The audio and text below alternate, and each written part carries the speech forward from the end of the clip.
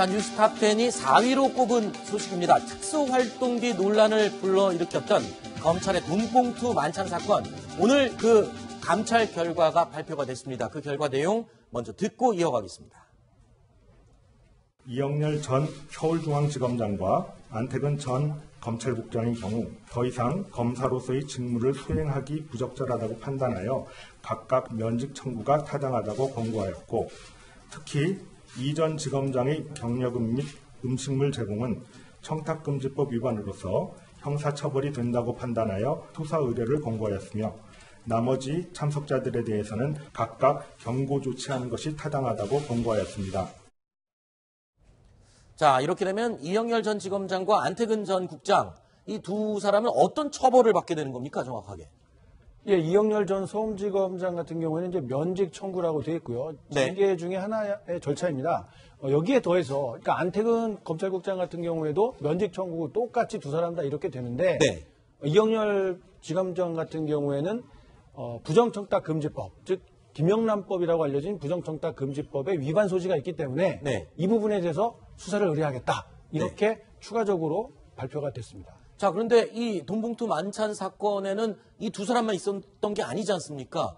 나머지 부하 직원들은 다 어떻게 처리가 되는 겁니까?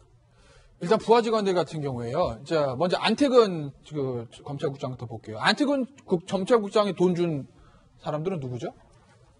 수사팀입니다. 수사팀 사람들이죠. 그러니까 이게 만약에 이 저 두 사람이 뭐 사후 뇌물 얘기가 있었다고 하게 되면, 네. 그러면 사후 뇌물이면 이 두 사람은 뇌물 공여, 그리고 받은 사람들 뇌물 수뢰기 때문에 같이 다 수사를 해서 소멸되는 게 맞겠죠. 네. 근데 지금 이제 검찰은 뇌물의 혐의는 없다라고 보지 않은 겁니다. 네. 그럼 결국 이제 김영란법 위반만 남는 건데, 안태근 국장 같은 경우에는 돈을 받은 사람이 본인의 부하 직원입니다. 네. 상급자가 부하 직원에게 줬기 때문에 김영란법 위반이 아니라고 본 겁니다. 그러니까 받은 사람들도 김영란법 문제는 없는 것이고요. 그런데 이제 이영렬 중앙지검장 같은 경우에는 김영란법 위반 수사 이거 왜 들어갔냐면, 돈 받은 사람은 직급으로 보면 부장검사급이긴 하지만 상급기관인 법무부 소속이기 때문에 상급기관에게 돈을 우리가 내린 게 아니라 올렸다는 거죠. 그래서 이제 김영란법 위반의 수사 의뢰가 된 것이거든요. 그런데 그 법무부에서 돈을 받은 그 과장들은 돈을 받은 날 바로 돌려주고 이제 신고를 하지 않았습니까? 네. 그렇기 때문에 아마 그 두 사람에 대한 처벌 문제도 생기지 않은 거로 보입니다. 저게 이제 자, 서울중앙지검 소속의 수사팀 소속 검사 7명. 그렇죠. 그리고 법무부 소속 검사 3명에서 전체적으로 그날 이제 만찬에 10명이 참석을 했거든요. 그렇죠. 근데 지금 이제 감찰의 조사 결과는 그 검사들은 그냥 예를 들면 이영렬 전 중앙지검장이 우리 가자 네. 해서 그냥 따라왔다라는 것이고, 마찬가지로 법무부 소속 검사들도 안태근 전 국장이 오늘 저녁 모임이 있으니까 갑시다 해서 이 따라온, 단순히 그냥 위 상급자가 가자고 해서 왔다라는 그것이기 때문에 어떤 처벌을 하기가 좀 어렵다 이렇게 얘기를 했습니다. 자, 그러면 이 처벌 면직 청구에서 이 면직이라는 게 도대체 어느 정도 단계에 있는 처벌인지 좀 설명을 해 주십시오. 단계가 밑에 제에서 견치야. 네. 이건 뭐 경고죠. 감봉은 네. 이제 월급이 깎이는 거고요. 정직은 잠시 쉬는 겁니다. 네. 속된 말로 우리가 이제 옷을 벗는 게 면직과 해임 두 개인데 네. 차이가 있습니다. 면직 같은 경우는 2년간 변호사 개업이 금지되고 네. 퇴직금과 연금의 삭감이 없습니다.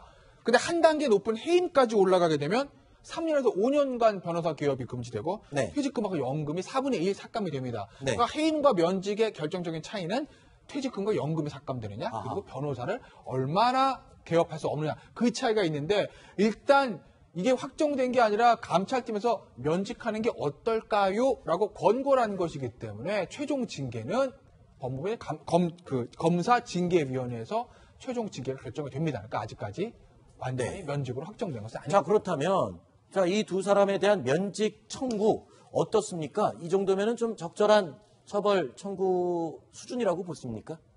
뭐 이제 검찰 내에 이제 감찰팀에서 한 내용이기 때문에 그 정도로서는 어느 정도 한계가 좀 있지 않냐 이런 네. 얘기가 뭐 전부터 좀 있었지 않습니까? 그러니까 네. 아마 징계위원회에서도 과연 지금 이제 김태현 변호사가 이야기한 대로 그런 면직 처분보다는 해임 처분을 해야 되는 거 아니냐 이런 네. 얘기가 또 나올 수도 있는 것이거든요. 아하. 또 그동안에 이제 국민 여론이 워낙 또 안 좋았다 보니까 네. 그 부분은 최종적으로 어떻게 결정되는지는 좀 두고 봐야 될 것 같습니다. 통상적으로 이렇게 처벌에 대한 청구를 하면 그거보다 조금 낮춰져서 나오는 게 통상적입니까? 아니면 청구 내용 그대로 나오는 게 통상적입니까? 그런데 사실은 이거는 법무부 감찰팀, 법무부 징계위원회 같은 이제 법무부 관할에서 하는 건 아니겠습니까? 네. 그러게 이게 재판이 아니라 대부분 이제 감찰팀의 어떤 징계를 확정하는 차이기 때문에 본인들의 소명도 이미 감찰 과정에 다 들었을 거고. 네. 그렇기 때문에 저는 다른 변수가 없는 한 면직이 그대로 확정될 가능성이 저는 가장 높다고 봅니다. 네. 알겠습니다. 자, 세 가지 소식 살펴봤고요. 다음 네 번째 소식이 준비되어 있습니다. 다음 준비된 네 번째 소식은 저희 탑10 팀이 1위로 꼽은 소식입니다. 어떤 내용인지 확인해 보시죠.